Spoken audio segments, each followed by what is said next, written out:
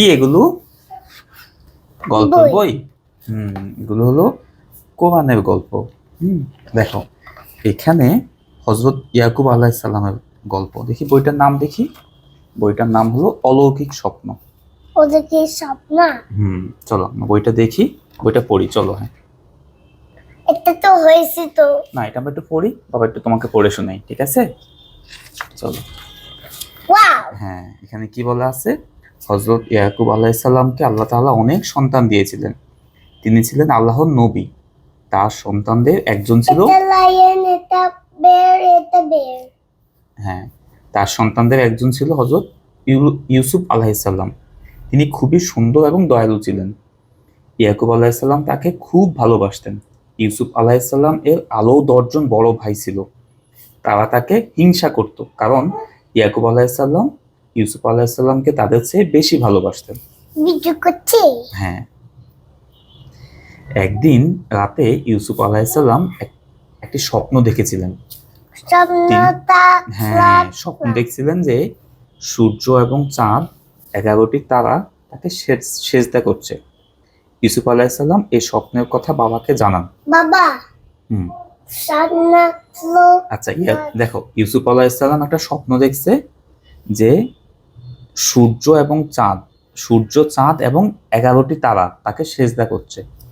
ইউসুফ আলাইহিস সালাম এই স্বপ্নের কথা বাবাকে বলছে।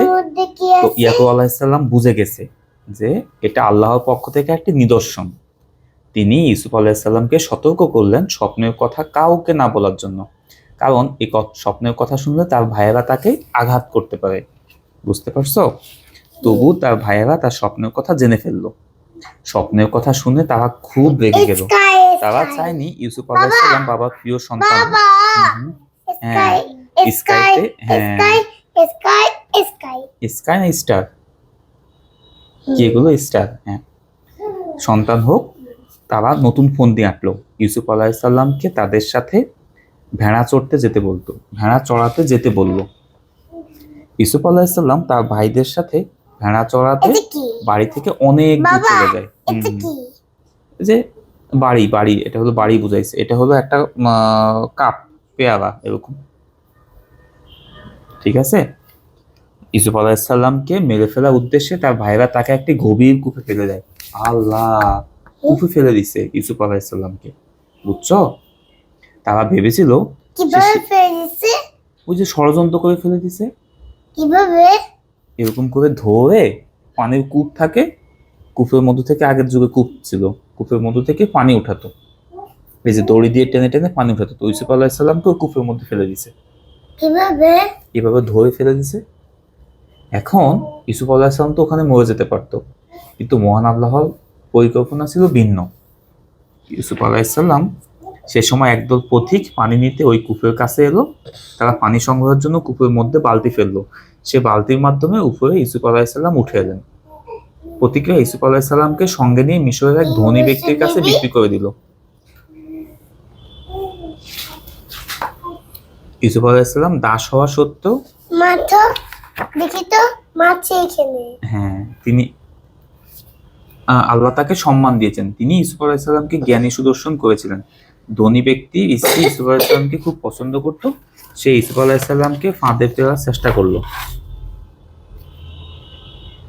ধনী ব্যক্তির স্ত্রী তার স্বামীকে মিথ্যা বলেছিল ইউসুফ আলাইহিস সালাম তাকে ফাঁদে ফেলার চেষ্টা করছিল। ধনী ব্যক্তির স্ত্রী মিথ্যা খুব কথা আঘাত পেল। সে জানতো ইউসুফ আলাইহিস সালাম নিষ্পাপ। আল্লাহ তাআলা ইউসুফ আলাইহিস সালামকে সাহায্য করলেন। তিনি ইউসুফ আলাইহিস সালামকে মিশরের মহান নেতা বানালেন। ইউসুফ আলাইহিস সালাম স্বপ্নে ব্যাখ্যা করতে পারতেন। তিনি বিচার কাজে দক্ষ ছিলেন। এটা আচ্ছা, এই গল্পটি আমাদের শেখায় আমাদের সাথে কখনো খারাপ কিছু ঘটলেও আল্লাহর একটি উত্তম পরিকল্পনা থাকে। আমাদের সর্বদা ধৈর্যশীল হওয়া উচিত, আল্লাহর উপর ভরসা করা উচিত। বুঝছো? যদি আমাদের সাথে কখনো খারাপ কিছু হয়, হ্যাঁ, কিন্তু আল্লাহর একটা উত্তম পরিকল্পনা থাকে। আল্লাহ খুব সুন্দর করে আমাদের জন্য সবকিছু সাজায় রাখছে। তাই আমাদেরকে হতাশ হওয়া যাবে না, ধৈর্য রাখতে হবে। যদি বাবা চকলেট না দেয় তাহলে মন খারাপ করা যাবে না, মনে করতে হবে যে এটা আমার জন্য ভালো। বুঝছো? গুড। এবার এটা সব